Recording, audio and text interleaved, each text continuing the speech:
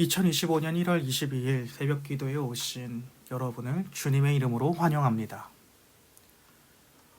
오늘 우리에게 주신 하나님의 말씀은 여호수아 14장 1절부터 15절 말씀입니다. 하나님의 말씀을 제가 받들어 읽겠습니다. 이것은 이스라엘 자손이 가나안 땅에서 받은 기업 곧 제사장 엘르아살과 눈의 아들 여호수아와 이스라엘 자손 지파의 족장들이 분배한 것이니라. 여호와께서 모세에게 명령하신 대로 그들의 기업을 제비 뽑아 9지파와 반 지파에게 주었으니 이는 2지파와 반 지파의 기업은 모세가 요단 저쪽에서 주었으며 레위 자손에게는 그들 가운데에서 기업을 주지 아니하였으니 이는 요셉의 자손이 므낫세와 에브라임의 2지파가 되었음이라. 이 땅에서 레위 사람에게 아무 분깃도 주지 아니하고 다만 거주할 성읍들과 가축과 제산을 위한 목초지만 주었으니 이스라엘 자손이 여호와께서 모세에게 명령하신 것과 같이 행하여 그 땅을 나누었더라. 그때에 유다 자손이 길갈에 있는 여호수아에게 나아오고 그니스 사람 여분네의 아들 갈렙이 여호수아에게 말하되 여호와께서 가데스 바네아에서 나와 당신에게 대하여 하나님의 사람 모세에게 이르신 일을 당신이 아시는 바라. 내 나이 40세에 여호와의 종 모세가 가데스 바네아에서 나를 보내어 이 땅을 정탐하게 하였으므로 내가 성실한 마음으로 그에게 보고하였고 나와 함께 올라갔던 내 형제들은 백성의 간담을 높게 하였으나 나는 내 하나님 여호와께 충성하였으므로 그날에 모세가 맹세하여 이르되 내가 내 하나님 여호와께 충성하였은즉 내 발로 밟는 땅은 영원히 너와 내 자손의 기업이 되리라 하였나이다. 이제 보소서 여호와께서 이 말씀을 모세에게 이르신 때로부터 이스라엘이 광야에서 방황한 이 45년 동안을 여호와께서 말씀하신 대로 나를 생존하게 하셨나이다. 오늘 내가 85세로 돼 모세가 나를 보내던 날과 같이 오늘도 내가 여전히 강건하니 내 힘이 그때나 지금이나 같아서 싸움에나 출입에 감당할 수 있으니 그날에 여호와께서 말씀하신 이 산지를 지금 내게 주소서. 당신도 그날에 들으셨거니와 그곳에는 아낙 사람이 있고 그 성읍들은 크고 견고할지라도 여호와께서 나와 함께 하시면 내가 여호와께서 말씀하신 대로 그들을 쫓아내리이다 하니 여호수아가 여분네의 아들 갈렙을 위하여 축복하고 헤브론을 그에게 주어 기업을 삼게 하매 헤브론이 그니스 사람 여분네의 아들 갈렙의 기업이 되어 오늘까지 이르렀으니 이는 그가 이스라엘의 하나님 여호와를 온전히 쫓았습니다. 헤브론의 옛 이름은 기럇 아르바라. 아르바는 아낙 사람 가운데에서 가장 큰 사람이었더라. 그리고 그 땅에 전쟁이 그쳤더라. 하나님의 말씀입니다. 오늘 우리가 읽은 본문인 14장 1절부터 19장 51절까지의 이야기는 이제 이스라엘 자손이 요단 서편 가나안에서 기업을 분배받는 일에 대한 기록이 시작됩니다. 특히 이 본문의 단락은 크게 두 단계로 이루어집니다. 여호수아 14장 1절부터 17장 18절은 길갈에서 이루어진 땅 분배를 소개하고 여호수아 18장 1절부터 19장 51절은 실로에서 이루어진 땅 분배를 소개합니다. 그리고 결국 이 두 단계의 가나안 서쪽 땅 분배의 일들은 이스라엘 백성에 있는 이 땅 분배의 일들이 저절로 된 것이 아니라 바로 믿음과 인내와 수고를 요구하는 힘든 일이라는 사실을 보여줍니다. 하지만 이 힘든 과정에서 중요한 것은 결국에 하나님께서 약속대로 자기의 백성들에게 땅을 주셨다라는 것입니다. 마치 창세기에서 이 세상의 모든 것을 창조하신 다음에 아담에게 에덴 동산을 관리하는 청지기로 아담을 임명하셨던 것처럼 이제 그 이스라엘 백성들에게 하나님께서 약속된 그 땅인 젖과 꿀이 흐르는 땅을 그 이스라엘 백성들에게 맡기시는 것입니다. 따라서 이스라엘 자손은 에덴과 같은 그런 하나님의 약속이 있는 그 안식의 땅에서 하나님을 섬기면서 살아가는 이 세상에서 가장 참된 복을 얻은 존재들, 제사장과 같은 나라들이라는 것을 오늘 본문을 통해 보여주는 것입니다. 즉 에덴 동산도 그렇고 가나안 땅도 그렇고 이 모든 땅들은 모두 하나님의 약속이 있는 땅이라는 것입니다. 따라서 오늘 본문에서도 계속해서 이러한 하나님의 약속에 대한 이야기가 나옵니다. 1절에서 가나안 서쪽 지역의 땅 분배의 이야기의 서론을 시작하며 이 서론의 마무리가 바로 5절에서 나오는 것입니다. 5절은 다음처럼 기록이 되어 있습니다. 이스라엘 자손이 여호와께서 모세에게 명령하신 것과 같이 행하여 그 땅을 나누었더라 라고 말을 마칩니다. 그렇게 이스라엘에게 있는 땅 분배의 약속은 모두 하나님의 말씀, 하나님의 언약이 주관해야 된다라는 그 땅들이라는 사실을 보여주고 있는 것입니다. 마치 아담이 에덴 동산 안에서 생육하고 번성하고 이 땅을 다스리라. 그리고 너는 이 동산에 있는 모든 나무 열매를 다 따먹어라. 그러나 단 하나, 동산 가운데에 있는 선악을 알게 하는 나무의 열매를 따먹지는 말아라 라고 명령하신 것과 같은 그 약속이 지금 가나안 땅이라고 하는 그 땅 분배에 있는 그 약속에 있는 땅이라는 사실을 보여주고 있는 것입니다. 결국 이 가나안 땅은 하나님께서 아담에게 에덴 동산을 주셨던 것처럼 이제 그 이스라엘 백성들, 그 당신님의 백성들에게 젖과 꿀이 흐르는 이 땅을 허락하고 계시다라는 것을 보여주고 있는 장면입니다. 그렇게 이제 길갈이라고 하는 그 장소에서 매우 유명한 인물들이 나옵니다. 출애굽을 했던 광야 1세대 중에 살아남았던 단 2사람, 여호수아와 그 갈렙이 나오게 됩니다. 특히 오늘 본문에서 갈렙은 여전히 신자들이 보여줘야 하는 믿음이 무엇인지에 대한, 믿음으로 살아가는 모습이 어떤 모습인지에 대해서 잘 보여줍니다. 갈렙은 여전히 눈에 보이는 그 상황보다 하나님의 약속을 믿는, 즉 하나님의 일하심을 믿는, 믿음으로 살아야 하는 그 신자들의 본을 보여주고 있는 것입니다. 오늘 본문에서 갈렙의 나이는 85세입니다. 그는 다른 이스라엘 백성들, 즉 광야 1세대들이 하나님을 향해 불신앙을 드러냈던 그때의 나이를 40살이라고 7절에서 말하고 있습니다. 그때의 광야 1세대의 사람들의 하나님을 믿지 못하는 불신앙의 행위를 바로 백성의 간담을 높게 하였다라고 표현을 하고 있습니다. 반면에 그는 그때부터 그 간담을 높게 하지 않고 나는 여호와께 충성했다라고 말을 합니다. 하나님을 향해 충성할 수 있었던 이유는 무엇일까요? 바로 하나님을 향한 믿음의 태도에 달려 있습니다. 갈렙은 내가 처해 있는 상황, 내가 가진 은사, 내가 가진 능력을 바라보는 것이 아니라 결국에 하나님께서 우리들에게 약속하신 그 모든 약속의 내용들을 바라보고 있는 것입니다.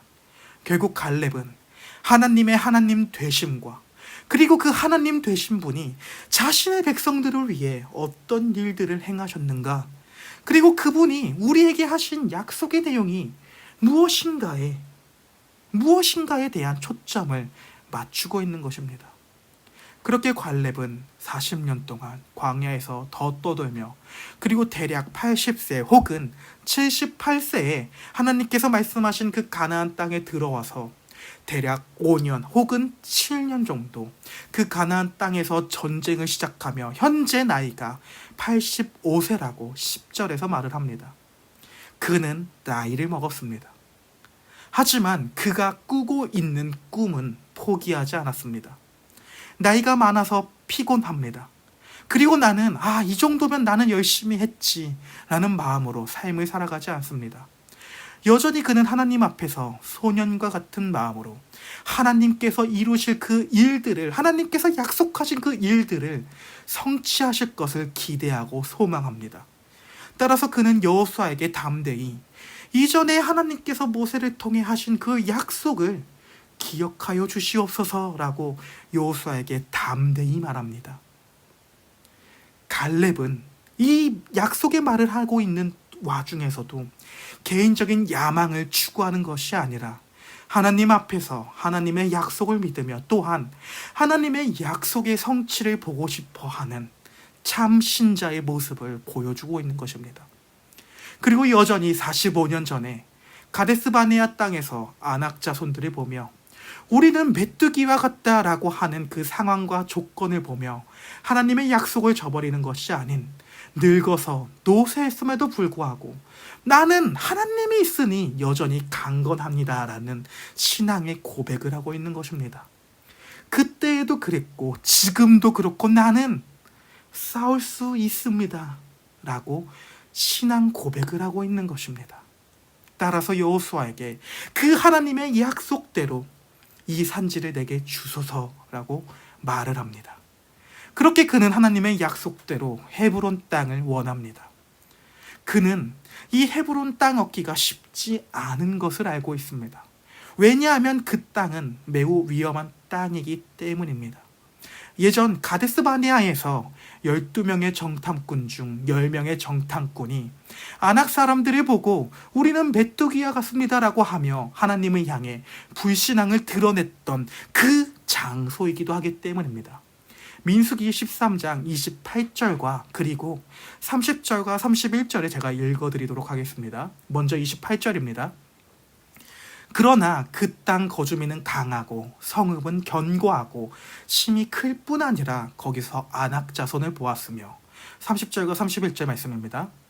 갈렙이 모세 앞에서 백성들을 조용하게 하고 이르되 우리가 곧 올라가서 그 땅을 취하자 능히 이기리라 하나 그와 함께 올라갔던 사람들은 이르되 우리는 능히 올라가서 그 백성을 치지 못하리라 그들은 우리보다 강하니라 하고 라고 말을 합니다.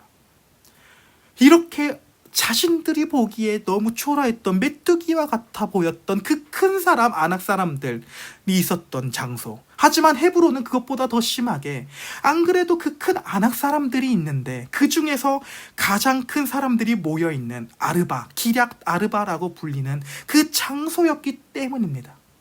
한마디로 그곳에 있는 사람들은 매우 큰 사람들이고 또한 전쟁에 능한 사람들이고 힘이 센 사람들이라는 것을 보여주고 있는 것입니다.